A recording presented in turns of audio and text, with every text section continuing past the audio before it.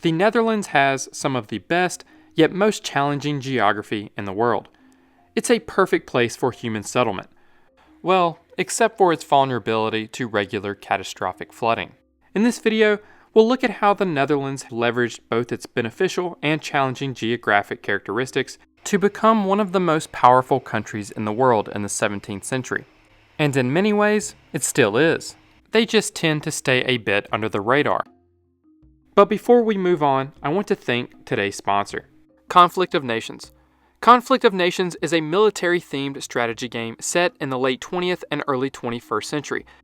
You pick a country, form alliances, and fight for world domination.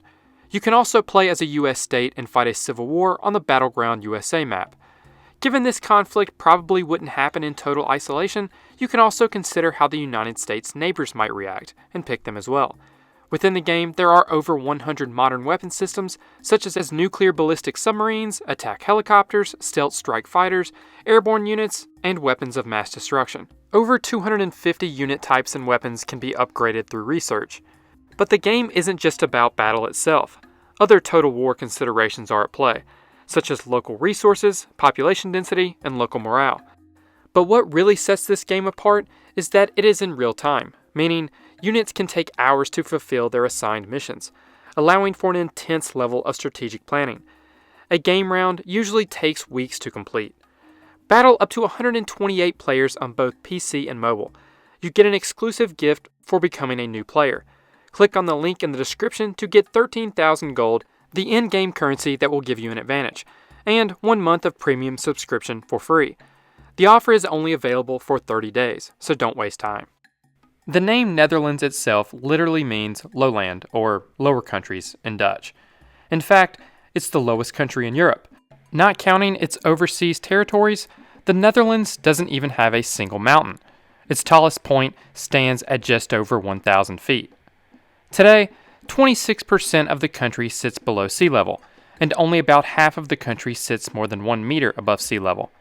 Because of this low flat land and its position on the coast of the North Sea and along the delta of several major European rivers, the Netherlands is one of the most flood-prone countries in the world. Some of these floods resulted in tens of thousands of deaths. One flood in 1530, known as St. Felix's Flood, by some estimates, killed over 100,000 people. On this 16th century map, villages wiped out by the flood are drawn underwater. These floods and strong winds have also eaten away at the Netherlands' coastlines. The Netherlands that we recognize today shouldn't exist. The saying goes that God created the earth, but the Dutch created the Netherlands. The geography we see today is the result of relentless efforts by countless generations of engineers. The residents of what is now modern-day Netherlands have been engaged in land reclamation since at least the 14th century. They recovered some of this land by draining lakes, but the majority was recaptured from the sea. It's estimated that as much as half of the Netherlands is reclaimed land. The country faced numerous setbacks and the loss of thousands of lives, but after more than 600 years of continuous experimentation, the nation appears to have gained an upper hand in its ongoing battle against the elements. They built dikes to keep the water out and then reclaimed the land, building what are called polders. This is where dikes are built around a wetland and the water is pumped out into canals or drained off through side gates. Later, they constructed giant storm surge barriers. In 1927, the Netherlands began construction of the Zuiderzee Works. The project included constructing a 2.5 and 32-kilometer dike that was completed in 1932. It transformed the saltwater Zuiderzee into the freshwater IJsselmeer. This project also led to the creation of several polders, with Flevoland becoming a new province in 1986. Then there is the Delta Works, a series of massive constructions in the southwestern Netherlands. Initiated after a devastating flood in 1953, it comprises of dams, sluices, locks, dikes, and storm surge barriers.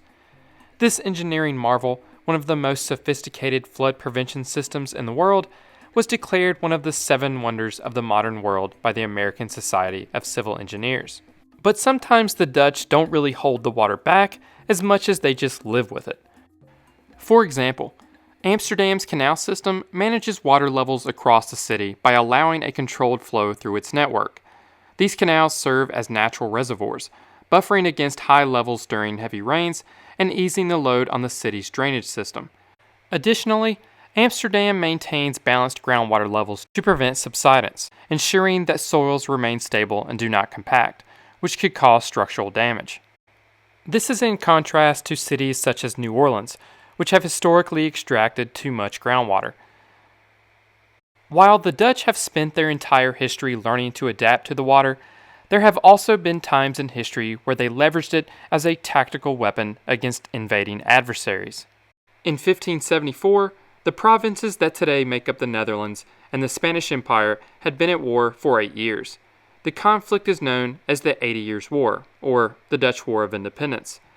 At the center of this conflict was the city of Leiden, which had been under siege by the Spanish for an entire year, with only a short break in the spring of 1574. By August of 1574, over a third of the city's roughly 18,000 inhabitants had either starved to death or died of disease. Time was running out, but the Prince of Orange was determined to save the city. If Leiden was lost, the Spanish might take others, and the Netherlands' hope of independence would be lost as well. He sent a carrier pigeon into the city, pleading for it to hold out for 3 more months. The Prince of Orange built a force of about 15,000 men. Among them were the sea beggars, pirates who made a living robbing ships in the North Sea. However, there was an obvious problem. These pirates couldn't sail to Leiden as there was no large body of water to use as transport. This tapestry, made in the years shortly following the siege, shows what happens next. On August 3, 1574, the Prince of Orange broke dikes on the Meuse River, letting water come in and flood the Netherlands' flat land. With a bit of help from heavy rains and strong winds, the water was high enough for the sea beggars to make it to Leiden. A loud crash could be heard just outside of Leiden on October 2nd, as the prince's forces were creeping closer. Fearing another dike had just broken and their camp would be flooded, the Spanish commander ordered his men to quickly retreat. But as it turned out, that loud noise was actually a part of the wall of Leiden collapsing. It had been eroded by the water. This left the city completely vulnerable to attack. Had the Spanish not retreated, the Dutch may have lost the city. The method was also employed during World War II to expel the Nazis from what was then Walcheren Island. This was a component of Operation Infatuate, a collaborative effort between the British and Canadian forces in November of 1944 to secure the port of Antwerp, allowing it to handle shipments and ease logistical strains the Allies were facing. Then there are the water defense lines. The first was conceived in the early 17th century and substantially improved after the disastrous French invasion in 1672. The principle was simple. Use sluices, dikes, and canals to intentionally flood large areas of land, creating barriers that were difficult for enemy troops to cross. This line primarily protected the economic heartland of the Dutch Republic, including cities like Amsterdam and Utrecht. Forts and fortified towns were created as strategic points along the line, such as the city of Naarden as seen here. By the 19th century, advances in military technology and changes in the geopolitical landscape necessitated an update to the original line. The new Dutch water line, completed in the 1880s, extended the old line further east and included modern forts, bunkers, and group shelters. It was activated during World War II, but saw little action as warfare had evolved beyond the capacity of such flood defenses to offer substantial protection. Another significant line was the Amsterdam Line, a 135-kilometer ring of fortifications built between 1880 and 1920 around Amsterdam. Due to the rapid pace of military innovation, like the new Dutch water line, it became obsolete almost as soon as it was completed. In other words, planes could simply fly over it. But why live here and protect this land to begin with? It's a comment I've received many times on past videos. For starters, the land is perfect for farming. Early communities could sustain themselves effectively as long as they weren't pulled into the sea. As stated before, the country is essentially a giant river delta. This provides extremely fertile soil due to the deposits left by rivers.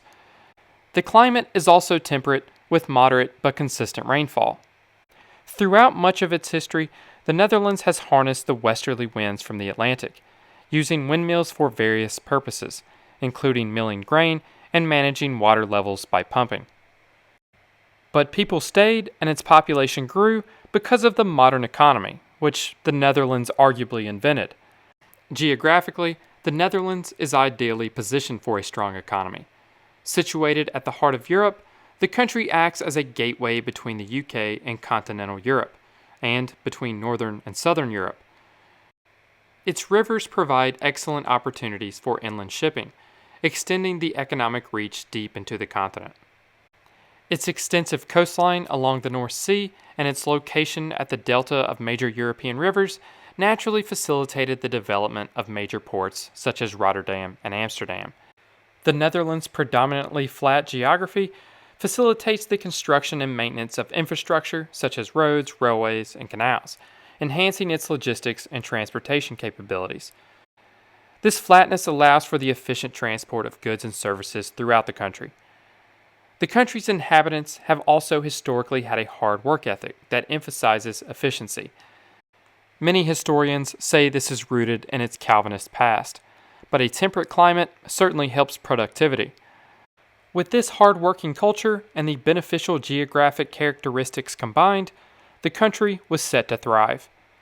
The Dutch became expert shipbuilders and created the first publicly traded company, the Dutch East India Company, which became the largest in the world. They also created the first modern stock exchange. The Netherlands accepted a high number of immigrants starting early in its history, which often brought with them skills and capital that could be reinvested. By the mid-17th century, the Netherlands was half of all trade by sea in Europe, and had the highest standard of living in Europe, if not the world. Though, of course, its rise to power wasn't accomplished without exploitation and violence. Its colonies included modern-day New York, Suriname, and Indonesia. While known for trading spices from the East Indies, the Dutch traded just about everything you can think of. Larger nations slowly caught up and surpassed the Netherlands in power and influence, though maybe not as much as it may seem on the surface. Its global economic power and the influence it brings is often overlooked. The reason isn't exactly clear. Maybe they are a bit humble and like to keep things subtle. They were a huge reason the US won their revolution, through the sale of arms and ammunition. Yet, we really only hear about the French helping the US. However, it could be because the entire country is well integrated into the global economy instead of its ties to globalization being centered on one focal point. The Globalization and World Cities Research Network, a think tank that ranks cities by their international connectedness with an emphasis on economics, has Amsterdam ranked as an alpha, its third highest ranking. And its only other ranked city, Rotterdam, is a Gamma Plus, its eighth highest ranking. Yet the Netherlands is ranked fourth in total GDP for internationally traded goods and services, sitting only behind China, the US, and Germany. And they are second in agricultural exports, sitting only behind the US. This is despite being about the size of the US state of Maryland and having a population of only around 17.5 million people. Part of the issue may be that large company headquarter locations are a big part of the rankings, and company headquarters are spread throughout the country. Only 2 of the Netherlands' largest 10 companies by revenue are headquartered in Amsterdam. It may also be more difficult to understand the ties of some Dutch cities to the global economy because of the unique nature of the ties. They are exporting their water management and land reclamation skills, bolstering others' roles in the global economy. When as much as 15% of global trade came to a halt in 2021 when a cargo ship became stuck in the Suez Canal, it was a Dutch company that was called to pull the ship out. Singapore, an Alpha Plus city, is using the Dutch polder method to expand. Dutch organizations are helping solve water issues in Jakarta, Cairo, and they even managed water resources during the 2021 Tokyo Summer Olympics. In the United States, they have collaborated on projects in flood-prone cities such as New Orleans, New York, and Charleston, South Carolina. Much of this is likely accounted for in these rankings, but the skills that are being sold or taken from Dutch organizations could be considered the backbone of the global economy, and may deserve more credit than simple GDP generated for the sale of services. The Netherlands exemplifies how a nation can not only adapt to geographical challenges, but also transform them into strengths. Faced with the constant threat of catastrophic flooding due to its low-lying terrain and historical vulnerability to invasions, the Dutch have ingeniously leveraged their geography to their advantage. And their success stands as a beacon, demonstrating to other nations the remarkable achievements possible through resilience and innovation. And that's all for this video. Thank you to all my Patreon and YouTube members for supporting the channel, and thank you all for watching. And don't forget to check out today's sponsor. Choose your strategy, engage in epic battles, and take over the world. You get an exclusive gift. Click on the link in the description to get 13,000 gold and 1 month of premium subscription for free. The offer is only available for 30 days, so don't waste time.